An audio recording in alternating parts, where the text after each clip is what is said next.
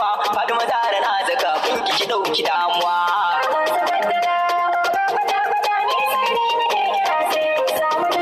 wanda so ka ya gama nurin la Muhammadi hanyar shakti jani kun ga ane mana gargadi bara mu ga wasu alhaji gausin layi barradi abadi baka sani ni kai dai da tarabi